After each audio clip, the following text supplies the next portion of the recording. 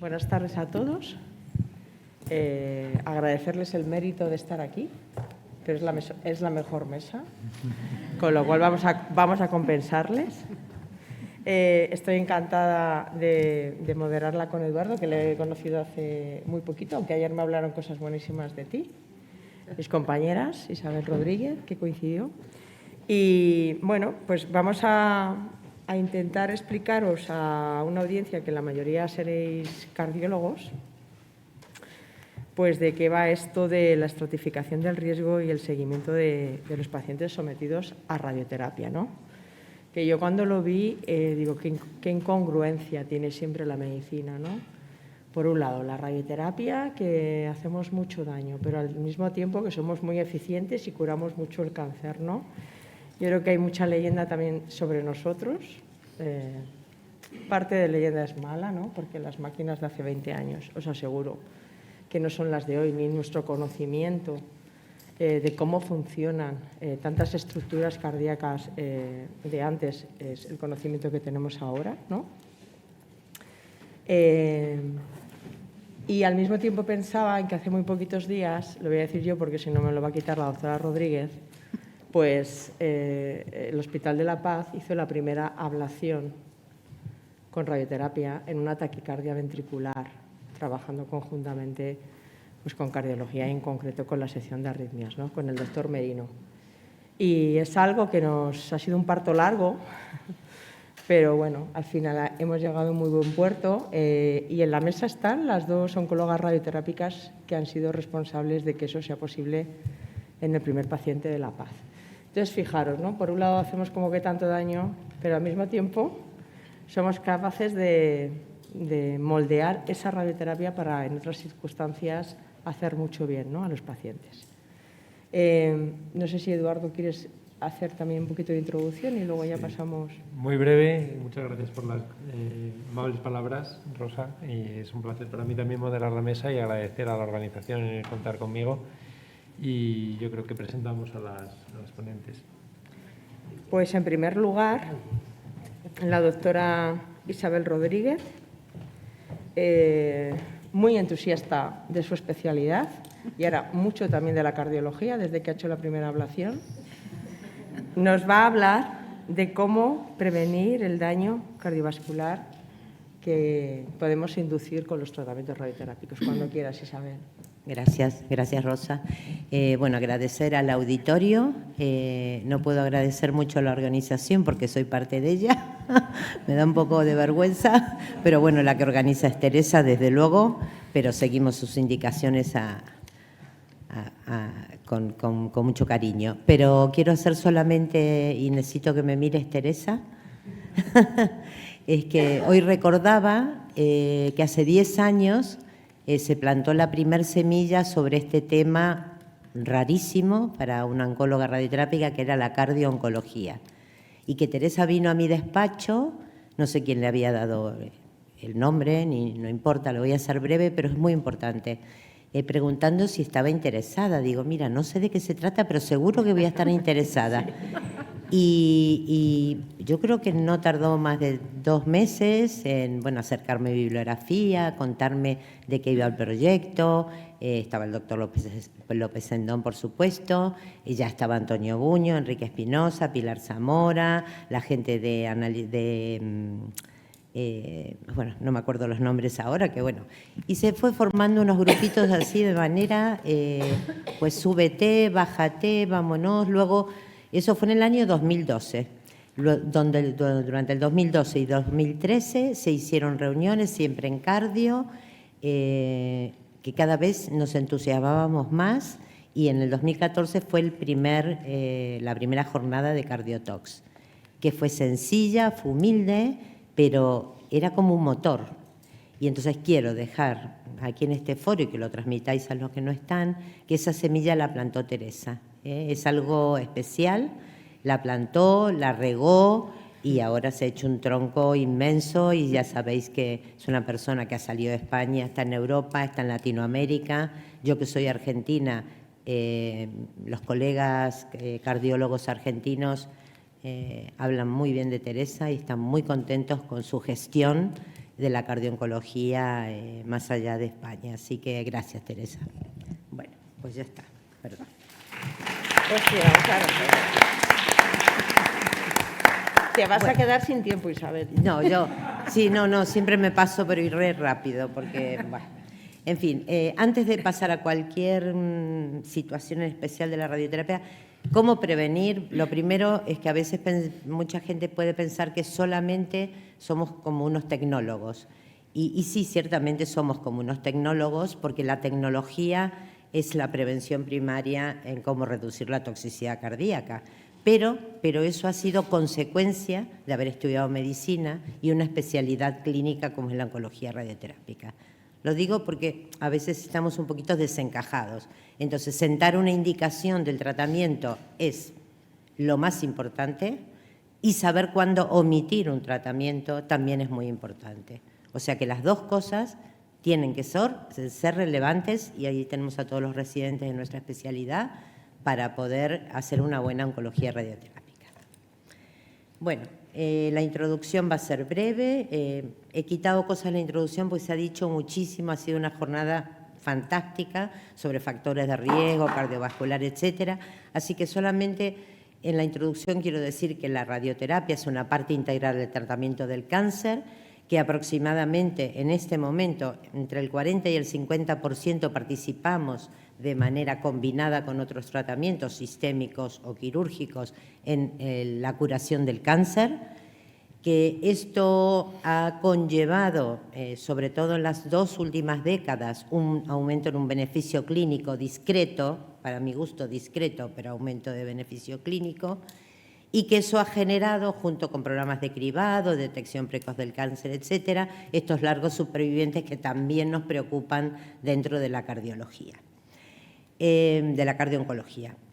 Por supuesto, nosotros solos o combinados con los tratamientos sistémicos, llámese antraciclinas clásicas, llámese terapias dirigidas o inmunoterapia, desde luego hay un sinergismo entre todos los tratamientos. Y como he dicho hoy en mi apreciación, es muy difícil saber cómo se pondera cada tratamiento en el impacto en la toxicidad cardiovascular de un paciente con cáncer.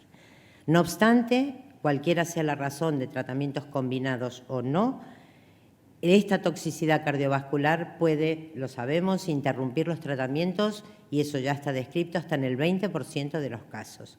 Además, por supuesto, por sentido común aumenta mucho la morbimortalidad y además afecta negativamente la calidad de vida, que ahora queda muy bien decirlo, pero realmente cuando lo vives es tremendo tener un paciente muy deteriorado y a lo mejor curado. En este contexto, la cardiooncología, estas diapositivas van a quedar en la web, ¿no? Yo he puesto casi todas las cosas importantes, pero simplemente decir que para mí la cardiooncología, y creo que para los cardiólogos también, intentan minimizar el riesgo de la cardiotoxicidad que producimos nosotros. Tienen que favorecer al tratamiento oncológico, que es el que cura, y además tienen que tener una mejoría en el pronóstico vital de estos pacientes. Es que, ya lo hemos dicho ayer, es fundamental.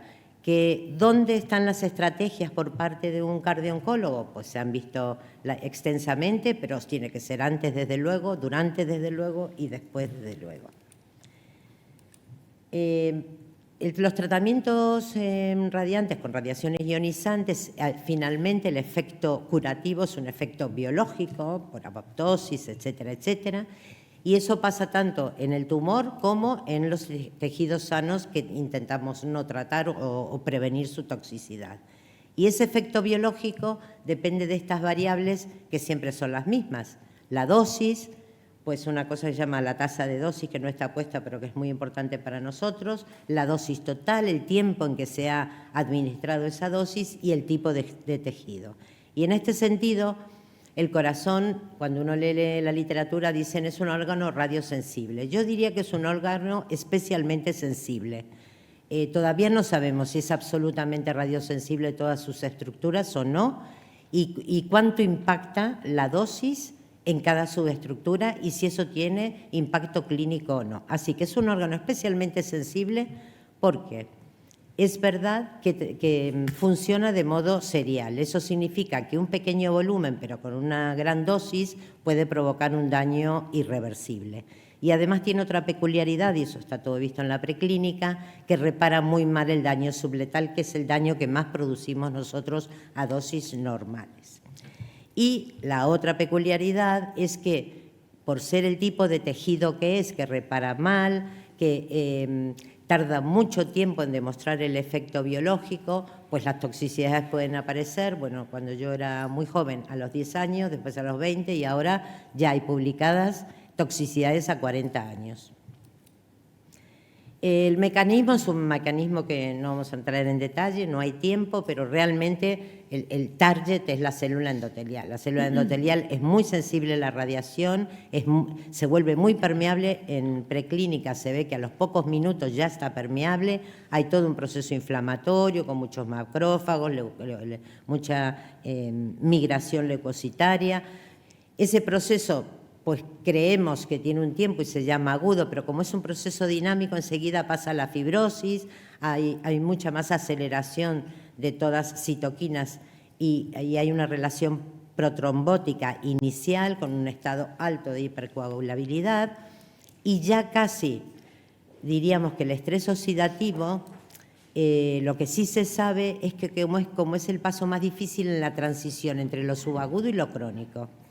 Y de esta parte del estrés oxidativo se sabe cómo reacciona la célula endotelial de manera, diríamos, aguda, pero en la parte crónica parece ser que la célula endotelial entra como en una quiescencia y entonces puede, de alguna manera y por algún mecanismo, por un estimulador, entrar en apoptosis rápidamente o no.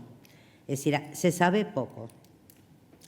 Todo este mecanismo fisiopatológico se ha traducido a lo largo de la historia y de lo que conocemos en las entidades clínicas clásicas, que creo que no me voy a detener porque sois cardiólogos, pero que sepáis que cuando yo era residente he visto pericarditis agudas, clínicas, porque trabajábamos con kilovoltaje, bueno, en fin, con unas técnicas muy antiguas, no veíamos casi lo que estábamos irradiando en el cáncer de mama, pacientes con Halsted, o sea, absolutamente mastectomizadas y el corazón estaba pegado.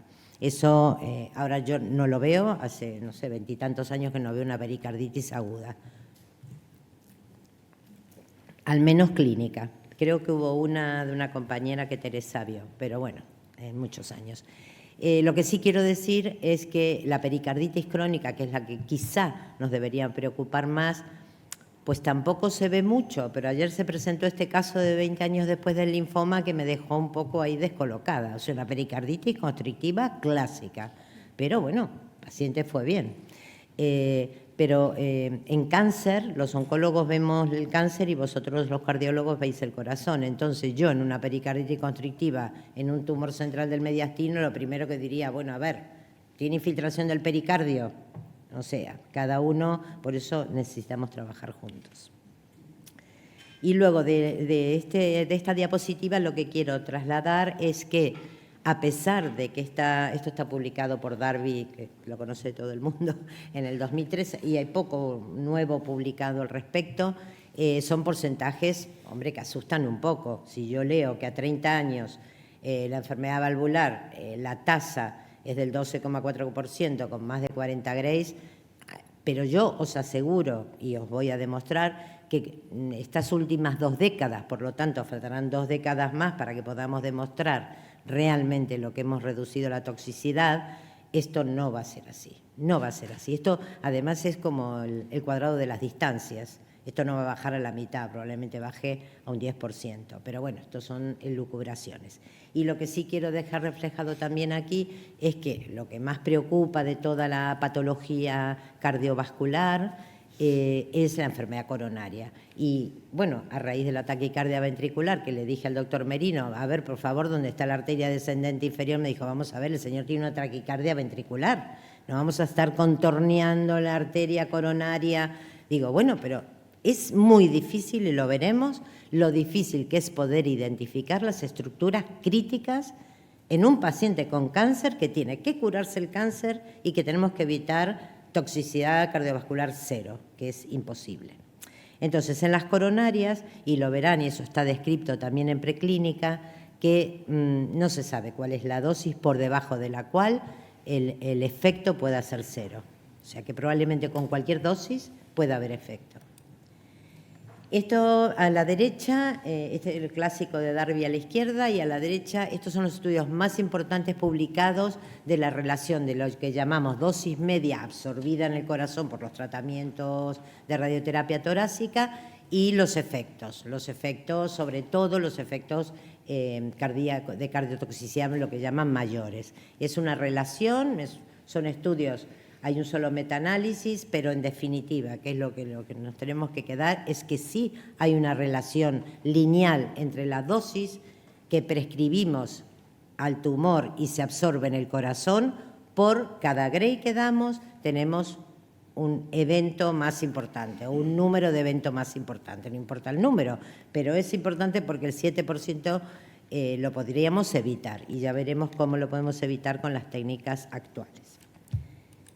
Esto es publicado un poquito después. Este es otro autor que lo que ha hecho es corroborar pues, lo que Darby decía de la correlación lineal entre la dosis administrada, cada Gray que damos de más, cómo podemos provocar más efecto tóxico en el corazón, pero también dice que este artículo es muy interesante y es del año 19, pero es que no hay nada mejor que este, que se prolonga en el tiempo y se ven las curvas a más de 30 años. O sea, no solamente comprueba, corrobora lo que Darby concluye, sino que dice que después de 30 años todo sigue igual o peor. Y además también en el esquema en la gráfica de la izquierda también dice que no hay una dosis segura ni siquiera por debajo de 2 Grays. Esta diapositiva simplemente es para expresaros que la dosis media, que incluso se han publicado en las guías actuales,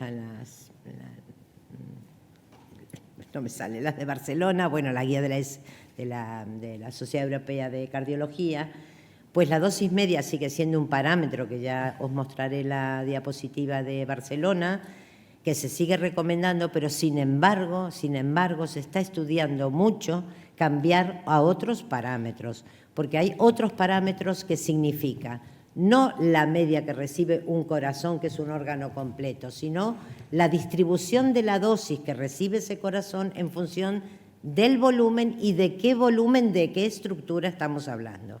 Inclusive, en la diapositiva anterior, las 4 clásicas patologías, la pericarditis, etcétera, etcétera, no está puesta en las arritmias. Y ahora mismo se está empezando a hablar de probabilidad de relación entre dosis y arritmias, y episodios de arritmias. No me da tiempo, pero es muy interesante que las arritmias ni se mencionaban. Y a la derecha mostraros, esta es el 5º atlas cardiológico que se desarrolló para oncólogos radioterápicos para que aprendamos a contornear las subestructuras del corazón. Pues no hay quien lo haga. Eso debe hacerse con un software de segmentación, lo que llamamos segmentación automática, que detecte, no sé cómo, el ventrículo izquierdo, del derecho, la aurícula, etcétera, y que lo haga porque es imposible. Para la taquicardia ventricular hemos tardado el doble de tiempo por reloj las residentes están ahí, no me dejan mentir, en contornear cada subestructura del corazón que en contornear la zona ritmógena. Porque es difícil, primero, tiene que ser en la posición de tratamiento. El TAC que nosotros utilizamos lleva un contraste determinado y para visualizar bien pues el tronco de la pulmonar, etcétera, y está Emilio, pues necesitamos tiempo y no podemos tardar 5 horas en contornear un corazón. Así que necesitamos más avances y más herramientas para poder hacer investigación translacional, que es ver que cada subestructura, cómo se irradia, con cuánto se irradia y qué impacto clínico tiene eso, si no, no sirve de nada. 3 minutos, Isabel. Qué pena. Bueno, pues nada, estas son las recomendaciones. ¿Qué dicen las guías europeas? Es que es la única charla de radioterapia, ¿eh? Así que llevo un poquito de ventaja. 2 y medio, Isabel. Ay, qué majo. Las guías que dicen, lo acabo de decir, dicen estratifiquemos por bajo riesgo, intermedio, alto y muy alto, pero siempre lo asocian. Pues sí, menos de 5 grays lo ideal, pero ya si llevan traciclinas, pues no sé qué. Ya si subes la dosis, no sé qué. Al final, pay attention, que es lo más importante, mirar otras variables para poder saber si potencialmente somos tan cardiotóxicos o dónde lo somos. Una palabra sobre vasculopatía periférica que nunca se habla. La vasculopatía periférica es muy frecuente por cardiotoxicidad, por radioterapia. Lo que pasa es que pues, hay diferentes grados y yo, que he llevado cabeza y cuello muchos años y he leído bastante sobre la arteriopatía carotidia en los pacientes que se irradia, que se mueren por sangrado masivo. Entonces, hay que ser muy cuidadoso y las técnicas nuevas van mejorando, pero hasta el 70% está descrito que puedan tener algún grado variable de vasculopatía periférica, sobre todo en cabeza y cuello, pero también está descrito en abdomen, etcétera. Estrategias hay muchas. Esto voy a hacerlo así. En esta diapositiva lo que he querido decir es que los oncólogos radioterápicos necesitamos saber de clínica, necesitamos saber de imágenes, necesitamos saber de algoritmos de cálculos y necesitamos saber factores predictivos para saber si a nuestro paciente lo queremos curar con una toxicidad despreciable o lo curamos a cualquier coste. Esto es lo que marca esta diapositiva. O sea, necesitamos tener un todo del paciente. Y hay 5 formas clásicas de disminuir la dosis que llega al corazón. La dosis que llega al corazón la llamamos incidental.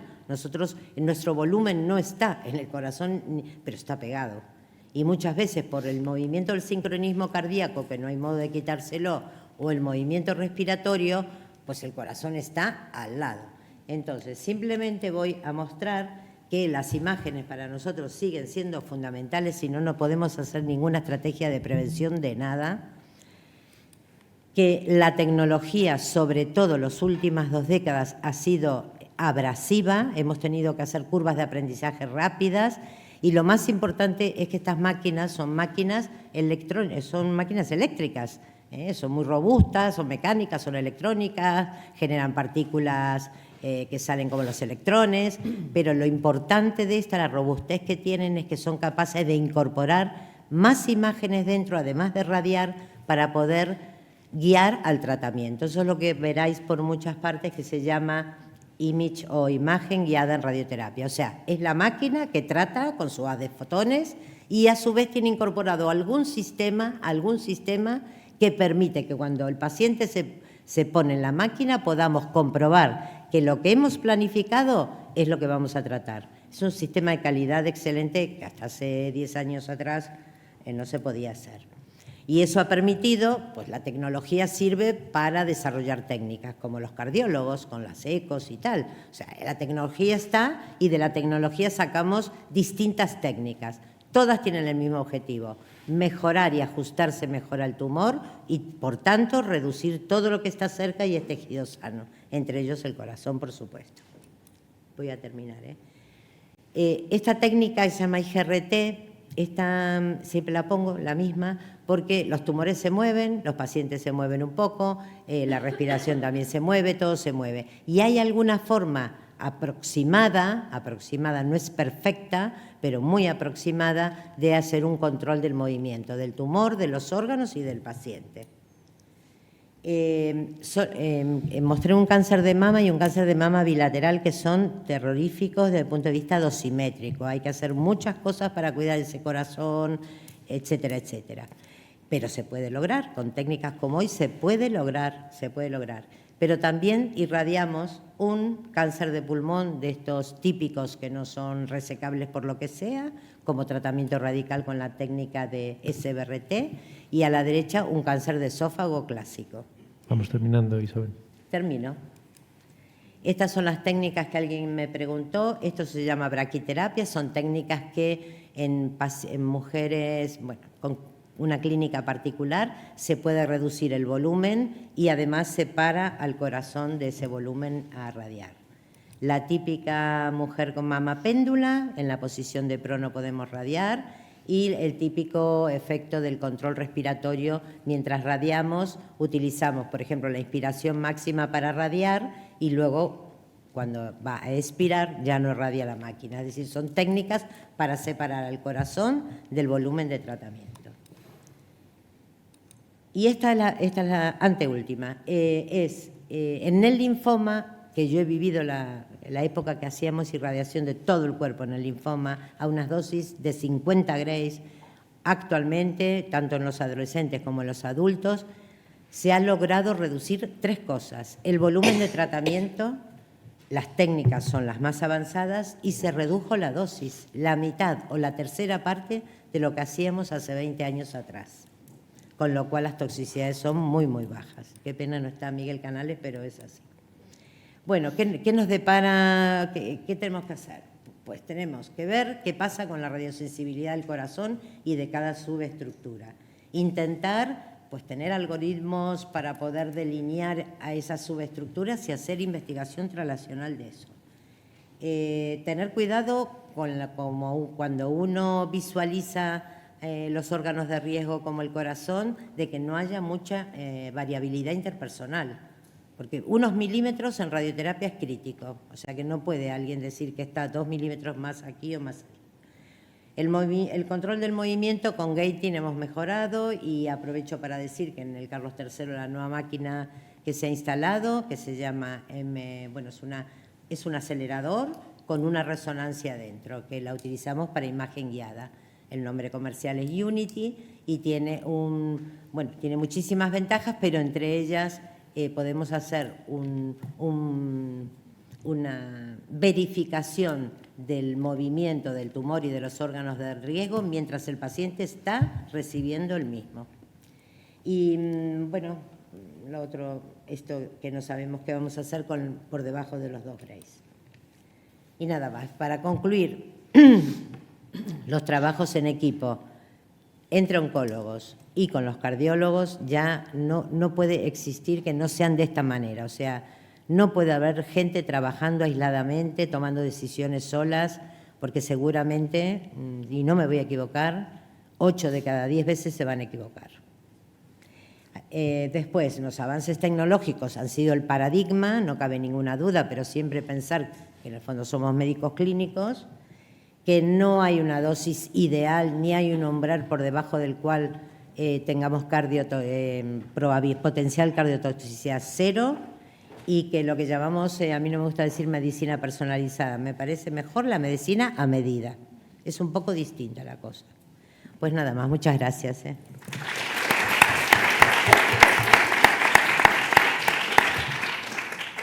Bueno, pues nada, muchas gracias, doctora Rodríguez.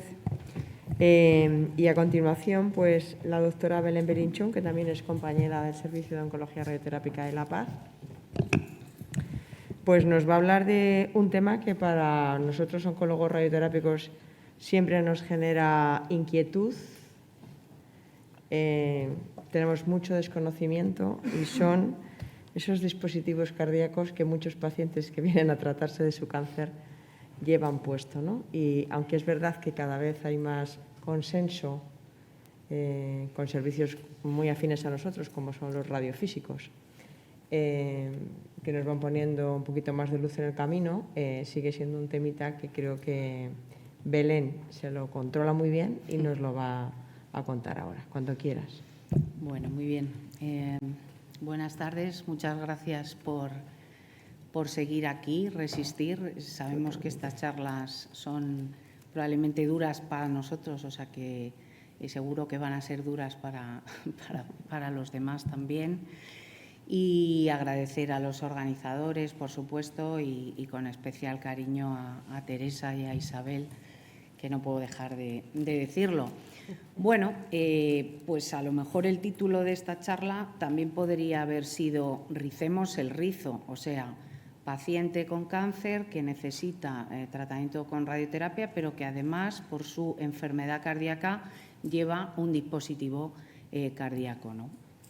Voy a intentar dar, bueno, pues alguna idea que me parece importante y alguna recomendación, ¿no?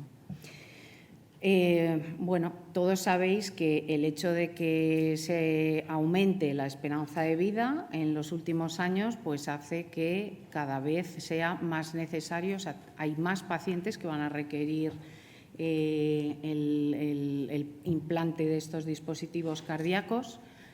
Esa misma razón sirve para el cáncer, o sea, a mayor expectativa de vida, pues más incidencia de cáncer. Además, en cuanto a las indicaciones de la radioterapia, en los últimos años, dependiendo de las patologías, también se han aumentado las indicaciones en ciertas pacientes o patologías oncológicas debido a la gran evidencia en cuanto al control local de la enfermedad y de la supervivencia, de manera que lo esperable, ya lo estamos viendo, sobre todo vosotros más, ¿no? Nosotros también, pero lo esperable es que vaya en aumento el número de pacientes con cáncer que además tengan estos dispositivos cardíacos y que vayan a necesitar en algún momento un tratamiento con radioterapia por su proceso oncológico. Por tanto, es imprescindible o indispensable el uso de ciertas recomendaciones y seguir y tener actualizados los protocolos a seguir con estos pacientes. Esto humildemente es casi que para mis compañeros, o sea, cuando hablamos de dispositivos electrónicos cardíacos implantables, pues estamos hablando fundamentalmente de marcapasos y de desfibriladores que además pueden tener terapia de resincronización cardíaca. Pero es que además, yo esto no lo sabía, me he enterado preparando esta charla, es que hay nuevos marcapasos que no se implantan en el tórax o en el abdomen, lo que es el generador, sino que no tienen plomo y se implantan intracardíacos, o sea, en la pared, en la propia pared. Y como veis en esta imagen, pues ahí tenemos el propio dispositivo y muy cerquita estaría nuestro volumen de tratamiento, pues en este caso para una paciente con cáncer de mama. A la derecha, pues un caso real de un paciente de este hospital con un DAI y con un cáncer de pulmón que, como veis, relativamente cerca de nuestro volumen de tratamiento, y esas curvas y esos colores, pues la traducción es que sabemos hoy en día qué dosis o podemos saber qué dosis le está llegando a ese dispositivo y ver si cumplimos o no lo que queremos en cuanto al tratamiento oncológico radioterápico. ¿Cuáles son los mecanismos por los que puede haber una disfunción en los dispositivos cardíacos debidos a la radioterapia? Pues fundamentalmente 3 tipos de mecanismos, ¿no? Producir una interferencia sobre ese dispositivo. Generalmente las interferencias son transitorias y tienen en general poca importancia. Puede haber errores en la memoria o en la funcionalidad del dispositivo, que en general suelen ser fallos reversibles que pueden revertirse al reprogramar ese dispositivo. Y luego, raramente, pero puede ocurrir, pero es muy raro, puede haber un daño permanente sobre el dispositivo producido por la radioterapia. Y esos daños o esas disfunciones sobre el dispositivo potencialmente que puede producir la radioterapia, pues tienen unas consecuencias clínicas potenciales sobre el paciente.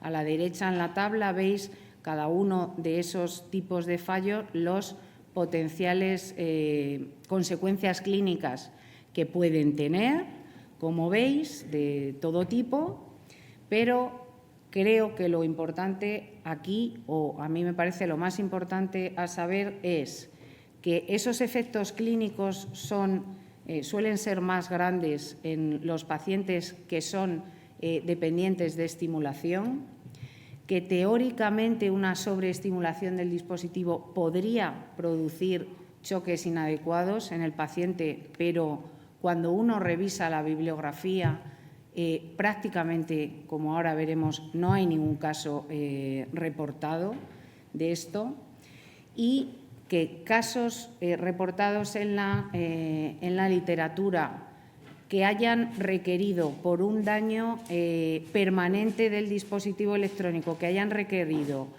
retirar ese dispositivo y poner otro, pues solo hay 4 casos publicados. O sea, dañado por la radioterapia permanente y que se haya tenido que quitar y sustituir por otro, como veis, muy pocos reportes de esto, ¿no? Siguiendo al hilo bueno, pues a todos nos preocupa, pero esto potencial que puede producir, estos efectos o malfunciones potenciales que puede producir la radioterapia, ¿cuál es la prevalencia en estos pacientes, ¿no?, que van a requerir la radioterapia? Pues el mes pasado se acaba de publicar el primer metaanálisis, una revisión sistemática, y es el primer metaanálisis que ha analizado la prevalencia de estas disfunciones en este perfil de pacientes, que, como veis, uno de los autores es nuestra compañera Teresa, y creo que es muy importante porque después de analizar más de 3.000 pacientes, las disfunciones ocurren en 135 pacientes. Es el primer metaanálisis, como decía, que se publica en este sentido. Esa prevalencia en global está en torno al 6,6%, con un rango variable entre el 4 y el 20%. Y además de la prevalencia que nos dan ellos, bueno, pues estudian los riesgos que tienen el hecho de usar, en cuanto a la prevalencia, terapias o tratamientos de radioterapia productoras de neutrones, donde claramente es significativo, como veis en la tabla, que cuando se utilizan tratamientos de radioterapia donde se producen neutrones, que básicamente, resumo, son energías muy altas de fotones por encima de 10 MV, o, por ejemplo, los protones o iones de carbono, pues ahí claramente el riesgo de disfunción del dispositivo pues aumenta cuando se compara en los tratamientos en los que no se utilizan, en los que no hay esta generación de neutrones. Y también ven que cuando dividen el tipo cuando estudian la distinta prevalencia según el tipo de dispositivo cardíaco, claramente también es significativo que hay mayor riesgo en los desfibriladores respecto a los marcapasos, sobre todo cuando tienen terapia de resincronización, lo diré, me entendéis, ¿no?, de resincronización cardíaca.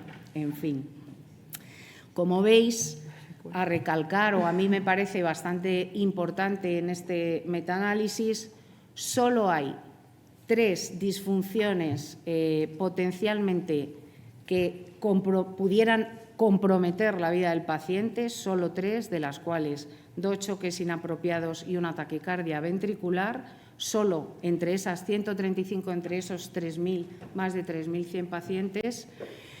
Y aunque ellos también estudiaban en cuanto al límite de dosis si había diferencias, no ven diferencias, porque ahora os diré el límite de la dosis que puede recibir el dispositivo, pues como forma muy segura está más bajo de los 2 grays, y ellos no ven esas diferencias entre recibir menos de 2 grays o más de 2 grays. Sí que ven diferencias cuando el dispositivo recibe más de 10 grays, pero aunque les sale significativo, como son muy poquitos pacientes, porque son muy poquitos pacientes, pues lo que concluyen es que esa conclusión debe tomarse muy con precaución, ¿no? Recomendaciones o factores que hay que considerar en este perfil de pacientes. Siempre vamos a intentar dar la menor dosis posible al dispositivo, pero siempre hay que considerar qué tipo de dispositivo es, el modelo, si tiene plomo activo, si el tipo de radiación que vamos a utilizar es generadora de esos neutrones, como os decía, por ejemplo, protones o fotones de alta energía, que no es para nada la energía que habitualmente utilizamos. La dosis acumulada máxima que se acumula, ¿no?, en el dispositivo cardíaco.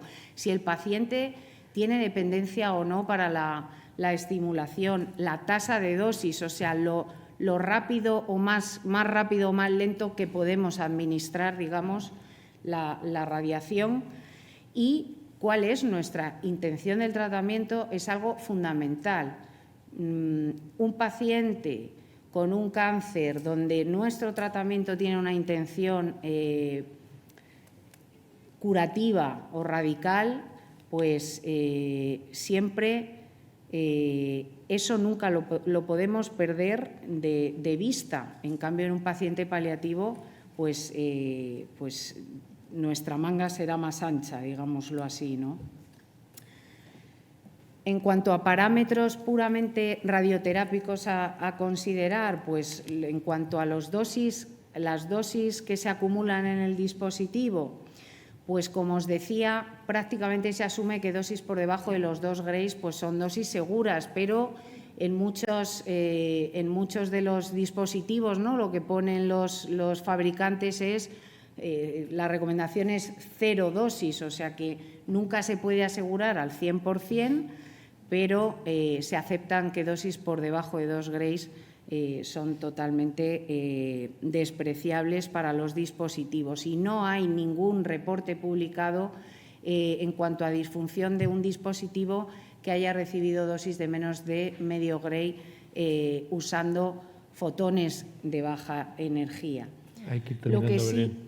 ¿Perdón? Hay que ir terminando. Vale. En cuanto, como os decía, uno de los factores más importantes es si nuestro tratamiento genera neutrones o no, de manera que es probablemente el factor más importante en cuanto a la categorización del paciente. Los efectos de la tasa de dosis, hay también unas recomendaciones en cuanto a eso, y las interferencias electromagnéticas, que en general son poco importantes. Como os decía, hay distintas guías, pero dosis de menos de 2 Grays, por supuesto, pero la mayoría de las guías aceptan que hasta 5 Grays es una dosis, o sea, un umbral de dosis perfectamente aceptable, de manera que dosis más altas, lo que ocurre es que cuando el dispositivo recibe dosis más altas, el comportamiento sería similar a si recibiera tratamiento con neutrones.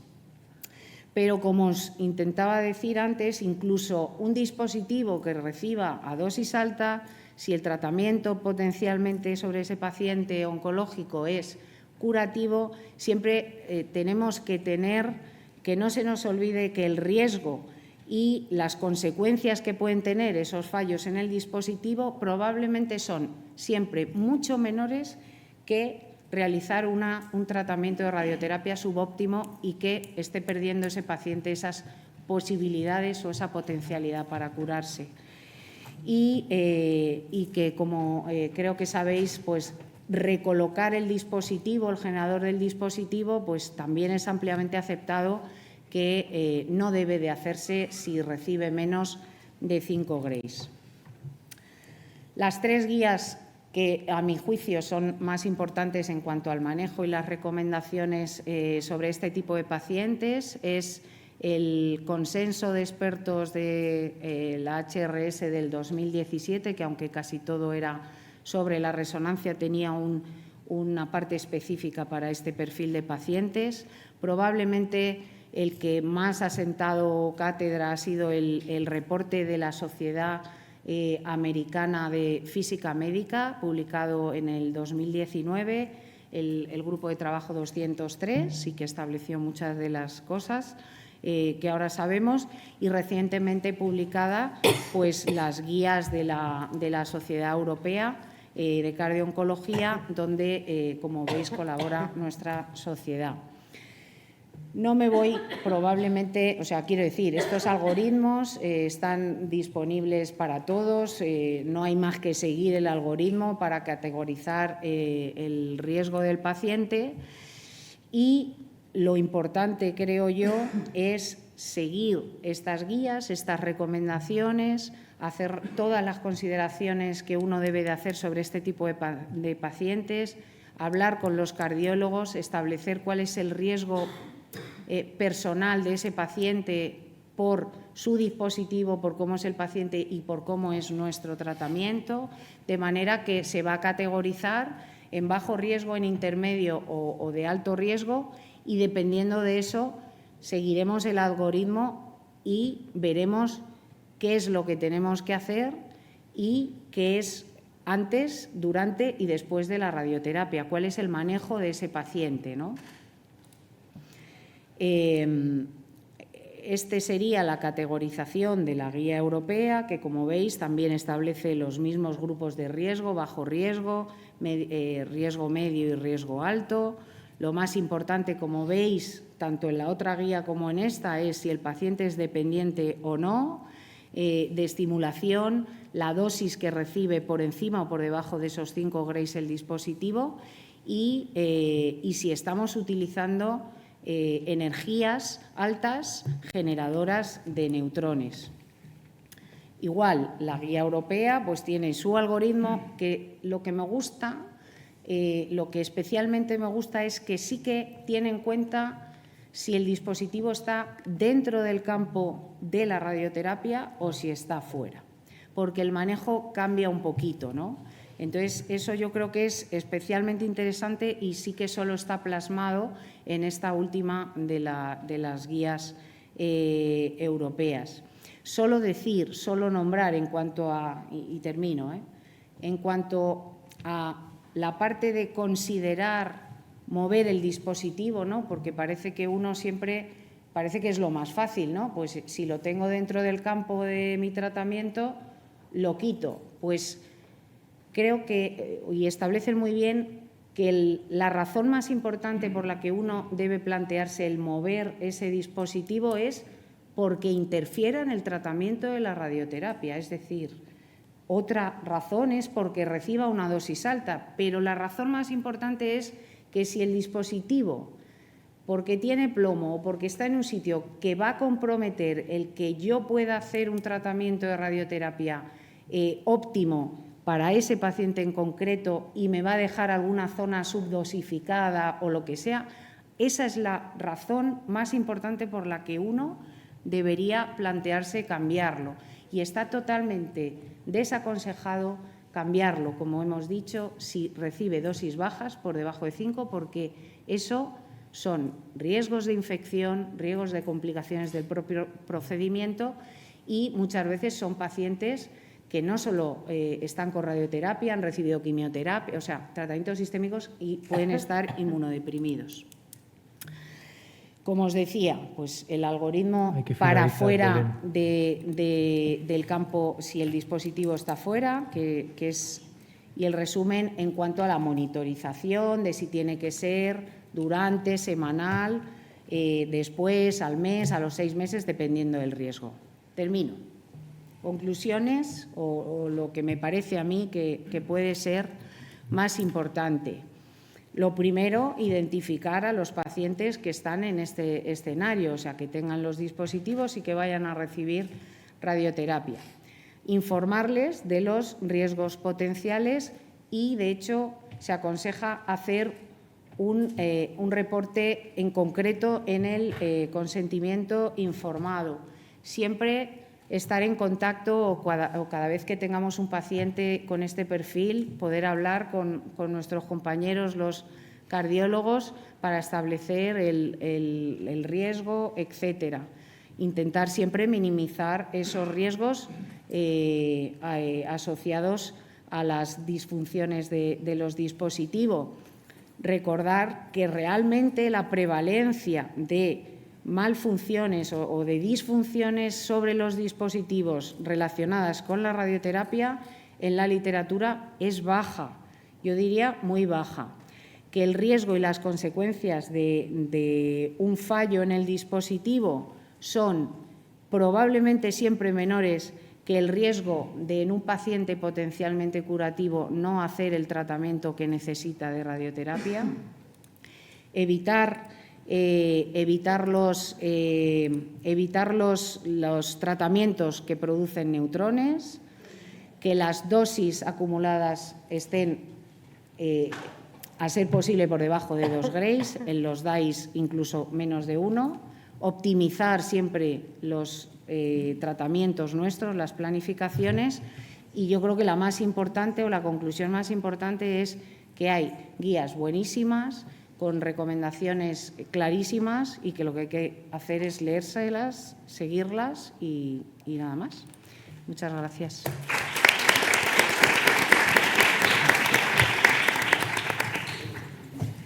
Bueno, y ya para terminar, vamos a escuchar a la doctora Elena Refollo de la unidad de imagen de aquí del Hospital La Paz, hablarnos sobre el papel de la imagen cardíaca en la toxicidad inducida por radioterapia. Adelante, Elena. Hola, buenas tardes. Quería dar las gracias, lo primero, al comité organizador por invitarme a dar esta charla y, sobre todo, las gracias a mi compañera Teresa, que no puedo hacer otra cosa que felicitarte, porque detrás de toda esta unidad hay mucho trabajo que he podido ver desde hace muchos años y ahora estás recogiendo tus frutos. Felicidades. Bueno, entonces creo que tengo poco tiempo, si no me van a regañar. No tengo conflicto de intereses. Entonces, estas primeras diapositivas las ha explicado mis compañeros mucho mejor. Entonces, es el paso del concepto de una dosis total acumulativa a lo que es la dosis realmente media dada en el corazón. Y esto es lo que ha cambiado en las guías nuevas, que nos permite estratificar a los pacientes en alto riesgo, moderado riesgo, bajo riesgo. La primera herramienta diagnóstica que podemos tener en la consulta, ¿no? Luego vamos a hablar de cosas más novedosas, pero es intentar ver qué riesgo tiene, ver los factores de riesgo del paciente, sobre todo las guías proponen los scores 2 y OPE, dependiendo de la edad del paciente.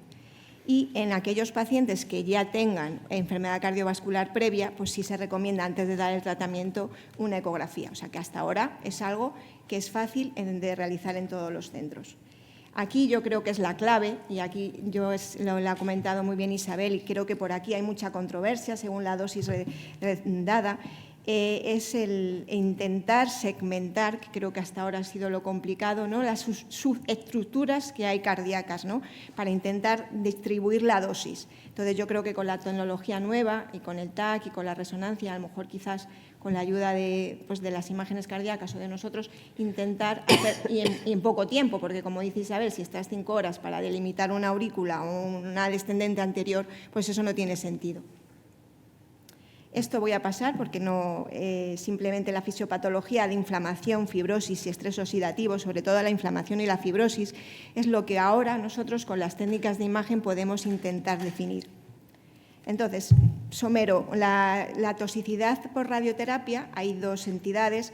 Esta, afortunadamente, que es la toxicidad aguda, que es a los días o las semanas, creo, con los equipos actuales de radioterapia, ya no, como ha dicho Isabel, ya no se ve, pero lo que daba era una pericarditis aguda, con el ejemplo que tenemos aquí, pues de derrame, un taponamiento cardíaco con derrame pericárdico. También daba alteraciones del electro, que es bueno saberlo, porque puede saber que en un 76% puede haber taquicardia sinusual, que no tiene significación clínica, o inversión de la onda T y también malfunción de los dispositivos. Pero lo que me ha centrado más mi charla es la toxicidad por radioterapia, pero a largo plazo. Y además, pues es incluso pasados 40 años. Entonces, tampoco puedes estar repitiendo TAC, resonancia, tal.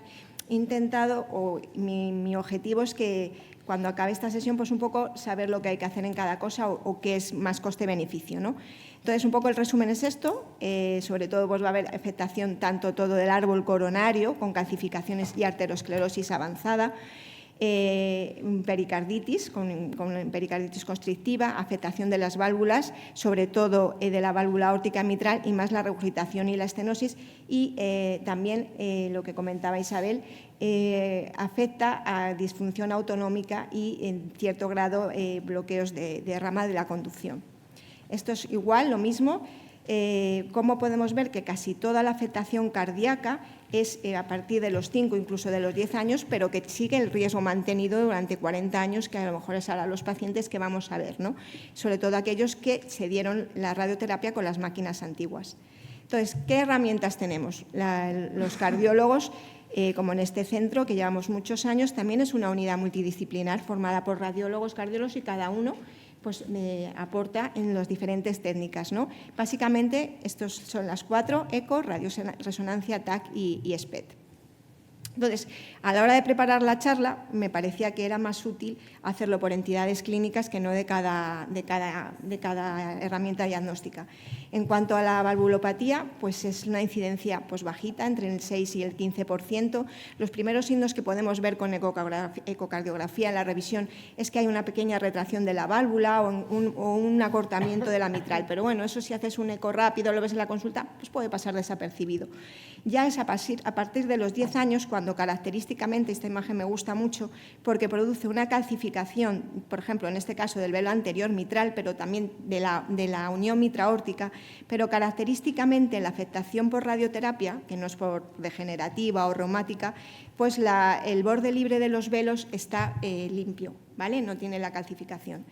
Entonces, por ejemplo, y además característicamente en estos pacientes que ves de repente un mazacote en uno de los velos, es asimétrico, el borde libre está limpio y además no afecta a las comisuras, que para los cardiólogos sería un diagnóstico diferencial, por ejemplo, con la afectación reumática. Si ya vemos esto en la consulta y le preguntamos qué ha tenido, le han dado radioterapia, pues bueno, ya nos puede dar mucha pista en el diagnóstico. Es un caso que ha visto la doctora Teresa aquí, que me lo ha cedido. Y entonces, para ver que es una paciente con 34 años que está embarazada y ingresa por insuficiencia cardíaca a las 32 semanas. Entonces, ingresa pues, con una saturación del 90%, que necesita una ventilación no invasiva, diuréticos, nitratos y labetalol. ¿Cuál es la primera enseñanza o la primera herramienta diagnóstica? Pues que yo creo que a esta paciente alguien la ha estado viendo durante mucho tiempo, incluso los cardiólogos muchas veces se nos olvida auscultar porque ya tienes el eco, el portátil y tal. Seguramente esta paciente tenía un soplo por lo que vamos a ver. O sea, el primero que no se debe olvidar es la historia clínica y auscultar. Entonces, bueno, pues una paciente que venía, este es el paraestral eje largo, tenía una fracción de eyección en el límite inferior, 50%, y como podéis ver en esta otra foto, tenía una insuficiencia mitral severa por restricción del movimiento del velo posterior, con una aurícula izquierda ligeramente dilatada. Entonces, ya incidiendo en su historia, hace 15 años, con 19 años, había tenido un linfoma Hodgkin, que había tratado con quimioterapia y le habían dado radioterapia mediastínica de 40 Grays. La evolución de la paciente en la urgencia fue muy tórpida y consensuado con los ginecólogos de guardia y los pediatras, pues le tuvieron que hacer una cesárea urgente. Entonces, son las mismas imágenes, pero ya una vez estabilizada la paciente, lógicamente ahí en la urgencia no te tienes que poner a hacer un eco transesofágico, a no ser que pues, consideres una complicación mecánica, pero ya una vez estabilizada, se realizó un eco transesofágico para ver bien esa válvula, ¿no? Entonces, eso es lo que con las imágenes de 3D desde la cara auricular ventricular y con las imágenes también con Doppler color 3D, pues sí se comprueba que tiene una severa regurgitación y una disfunción de la válvula mitral. Podéis ver aquí lo que os he comentado, que las comisuras están libres, en posible relación con la radioterapia previa. Y esto era por lo que la paciente se había metido en insuficiencia cardíaca. Durante su ingreso se inició el tratamiento de insuficiencia cardíaca, un TAC que se realizó con arterias coronarias normales y, muy importante, empezó el programa de rehabilitación cardíaca. Con esto, la recuperación, esta es una imagen 3D, el strain, una imagen 3D, claramente el ventrículo izquierdo tenía ya una función normal de 67% y ya no era una insuficiencia mitral severa, sino una insuficiencia mitral moderada. Dado el curso de la evolución de la paciente, se decidió manejo conservador y clínico.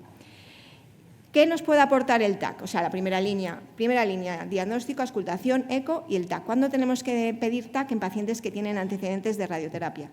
Antes no se hacía, ¿por qué? Porque radiaba mucho. Si tú ya le has dado radioterapia y encima le pides un TAC, pero con las técnicas habituales, o sea, con los equipos actuales, pues se radia mucho menos, ¿no? Y entonces, ¿qué podemos ver? ¿En qué está indicado? Pues, por ejemplo, un paciente que tiene una estenosis aórtica, pero de bajo flujo, bajo gradiente, que nos da tanta guerra a los cardiólogos también que nos dedicamos a la imagen, sobre todo con una fracción de eyección preservada. ¿Por qué? Porque el TAC tiene un grosor de corte muy pequeñito, de 0,5 milímetros, y nos va a permitir hacer en un mismo estudio muchas cosas. la planimetría de la válvula. Por otro lado, hemos dicho que estos pacientes tienen calcificación de la aorta, por ejemplo, con la aorta parcelana, podemos ver también la calcificación de la unión mitroaórtica. Esto es muy importante tanto para planificar, por ejemplo, las prótesis percutáneas, como incluso, si es indicativo de cirugía, el tener o no la aorta en porcelana. O sea, en un solo estudio podemos ver todo esto. El diagnóstico de la estenosis, el score también de la válvula aórtica, que sabe por las guías que se relaciona con la severidad de la misma, si hay dudas, y para planificar también la cirugía, porque son pacientes que por la radioterapia han tenido fibrosis del mediastino y nos va a decir si ese paciente es subsidiario de cirugía o tiene mucho riesgo. Importante en estos pacientes por esa fibrosis del mediastino, como en este estudio, se ha visto que la cirugía tiene peor pronóstico que un paciente que no está radiado, porque por necesidad de recirugía en un 16% de los pacientes. Esto nos puede ayudar a la hora de tomar las decisiones clínicas en los pacientes con valvulopatías. Como comentaba Isabel, también induce enfermedad vascular.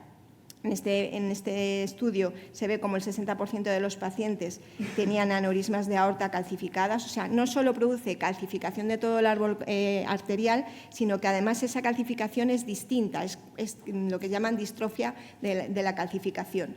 Y en un 13%, que es todo esto, que es lo que los cirujanos cardíacos jamás quieren que le digamos, porque tiene mucho riesgo para hacer la canulación y bueno, es una de las indicaciones a lo mejor de no hacer el abordaje por cirugía cardíaca. Y además estos pacientes se vio también en el seguimiento que tenían por esas calcificaciones más incidencia de accidentes cerebrovasculares. En cuanto a la patología, a lo que es la afectación de las arterias coronarias, esto está descrito, que el riesgo de eventos coronarios o de enfermedad coronaria aumenta por 7 veces si el paciente ha sido radiado. Lo que se llama, normalmente son lesiones que afectan a la parte proximal en clúster, como así seguidas una de otra. Esa incidencia se traduce en que tiene más riesgo de eventos coronarios, ¿vale? Incluso es un incremento del 7,4% por Gray.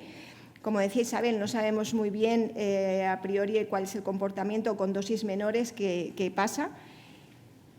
Y esas placas, lo que está descrito, son placas que afectan, esta es la descendente anterior, esto es un TAC con una reconstrucción multiplanar y este es el 3D, ¿vale? Son del mismo paciente. Entonces, son placas fibrosas, esto es un puntito de calcio, que suelen afectar a la DEA media, o sea que no son placas calcificadas.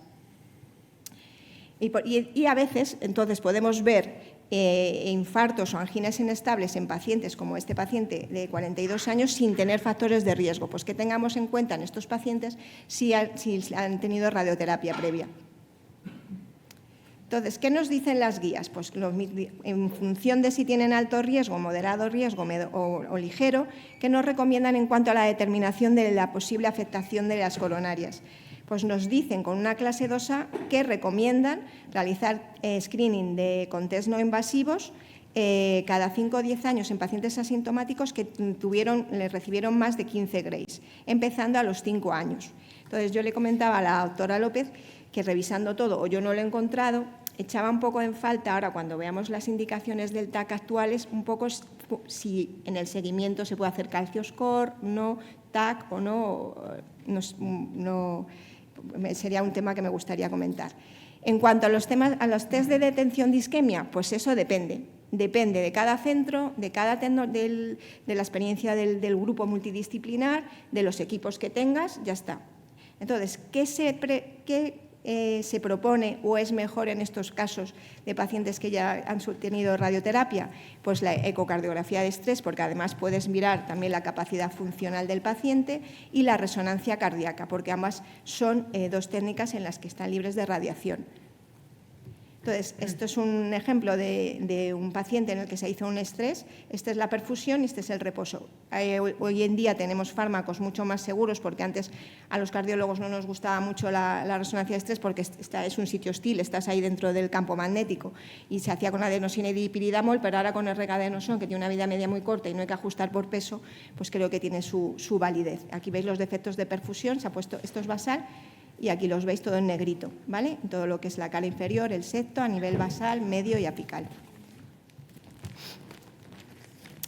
¿Por qué la tendencia actual es, si tienes disponible, intentar hacer resonancia de estrés?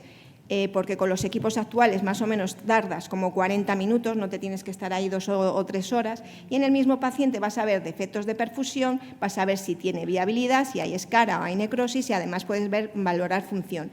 Y comparado con el eco de estrés o la medicina nuclear, la especificidad es mayor. Y lo que más nos interesa a la hora de estratificar estos pacientes, si no tiene isquemia inducida por perfusión y además no tiene realce, la probabilidad de tener un evento coronario, que es realmente nosotros tenemos que hacer algo con un fin, ¿no? Pues es muy bajo. En cuanto al TAC, esto es un metaanálisis en el que nos revisa todo lo que hay publicado en cuanto a la utilidad del TAC en pacientes que han sido tratados con radioterapia, dividido lo que es la utilidad del calcio score y lo que es ya con contraste. Entonces, el calcio score, igual que en otras entidades, si no tienes nada de calcio, o sea, un agastón de 0, es un valor predictivo negativo mucho más alto que, por ejemplo, con las escalas de Framingham. Problema, a lo mejor decir, pues venga, a todos les hago ahora de vez en cuando, cada 5 años, un TAC, no va con contraste, que justo los pacientes que están radiados tienen placas fibrosas, blanditas, pues puedes tener un agastón de 0 y tener una placa fibrosa en el tronco que no lo sabes, ¿no? Entonces, ahora, como hemos dicho, con las técnicas actuales, pues nosotros se puede intentar con reconstrucción, o sea, con una adquisición prospectiva bien frenado. Elena, hay que ir terminando. Vale, pues tardo poquito. Intentar hacer un escáner, o sea, con una radiación de 0,34 milisievert. ¿Qué nos permite también el TAC? Luego, cada casa comercial pues te dice unas herramientas, ¿no? Pero podemos intentar no solo ver que tiene una lesión, sino también cuantificarla, si es fibrosa o no, y la probabilidad de placa vulnerable. Y rápido, estas son imágenes cedidas por mis antiguos compañeros de la Clínica Navarra, que son radiólogos, el doctor Bastarrica y May Caballeros, de pacientes de allí, que, como podéis ver, aquí está el TAC, la imagen multiplanar con prácticamente oclusión completa la DA, en la imagen del cateterismo, y con energía dual se hizo estudios de perfusión de estrés, que veis aquí, no sé si se puede apreciar, bueno, y en esta cara todo el septo y la cara anterior con defecto de perfusión. O sea que con el escáner podemos ver anatomía, y yo creo que el futuro y por dónde va la investigación es intentar ver repercusión funcional.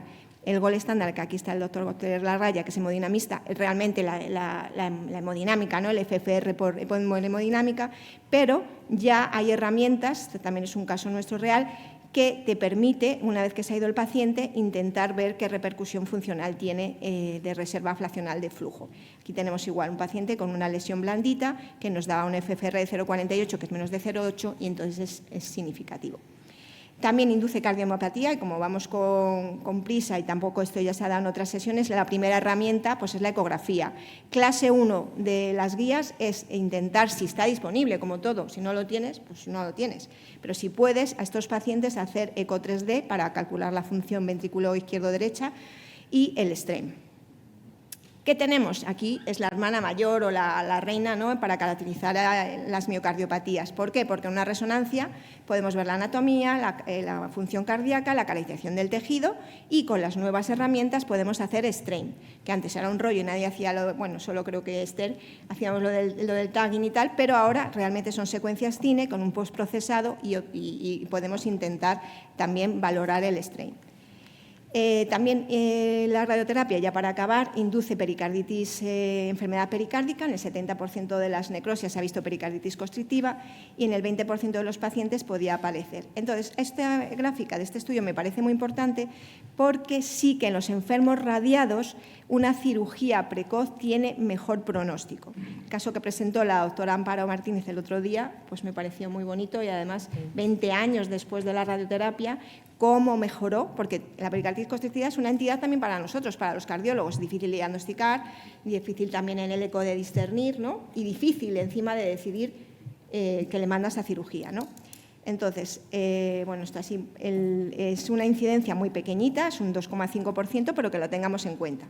¿Qué nos dicen las guías? Que si realmente pues, se ha tenido ya una pericarditis aguda, pues que le hagamos un eco cada 5 años, pero no he visto ninguna cosa más. Entonces, este caso es muy fácil. Esto lo ve cualquiera, ya con una placa no te hace falta nada. Yo aquí tengo el TAC con el cascarón, pero realmente ya estáis viendo que tiene toda la calcificación, que es lo típico que estudiábamos de la pericarditis constrictiva. Y esto es todo el pericardio todo calcificado. Pero ahí eso es fácil. Lo difícil es como el caso que presentó la doctora Martínez, ¿no? Bueno, entonces no voy a incidir en esto que no tenemos tiempo, pero la primera línea siempre es el eco con los flujos. Ahora ya no solo los flujos y la vena suprahepática, también tenemos el strain, que nos puede ayudar sobre todo mucho entre miocardiopatía restrictiva y pericarditis constrictiva. Y luego, ¿qué nos aporta el TAC? Pues el TAC nos aporta porque vamos a ver mejor la calcificación. Si ya tienes esa placa, no pidas el TAC, ¿no? Entonces, ¿qué es de pericarditis constrictiva? Pues como aquí, un engrosamiento del pericardio mayor de 4 milímetros. Podemos ver deformidades del ventrículo derecho y el izquierdo con la forma tubular, dilatación de la vena cava inferior y estructuras del mediastino que puedan influir en la pericarditis. Y esta es una imagen sin calcio. Y luego la resonancia. Terminamos, Elena, ya no voy. tenemos Vale, tiempo. entonces nada, que esto es importante. Con la resonancia podemos diferenciar muy bien con las distintas secuencias si es agudo o crónico, y esto es lo único que voy a incidir porque me lo ha pasado la doctora Amparo Martínez de su grupo, el que quiera lo paso porque me parece muy práctico de cómo diferenciar o qué hay que hacer con estos pacientes en cuanto a las técnicas diagnósticas y cuándo mandarles a cirugía. Y ya está, esto es lo último, mis conclusiones, pensar en los factores de riesgo, auscultar a los pacientes y en cuanto a las guías que nos dicen, pues eso, y el pretratamiento y en el posttratamiento, de momento, pasados 5 o 10 años, mirar en técnicas de screening no invasivas. Y nada, muchas gracias. Muy bien.